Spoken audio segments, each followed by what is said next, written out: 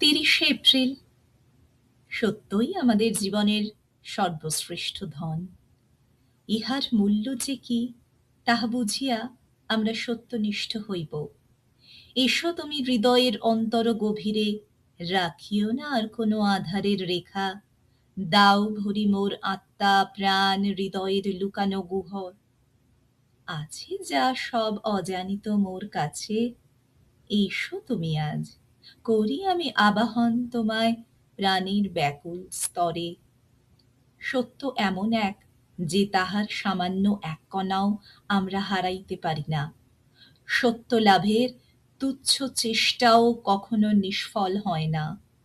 আমাদের একমাত্র প্রয়োজন ধৈর্য, অবিচলিত বিশ্বাস আর অধ্যবসায়।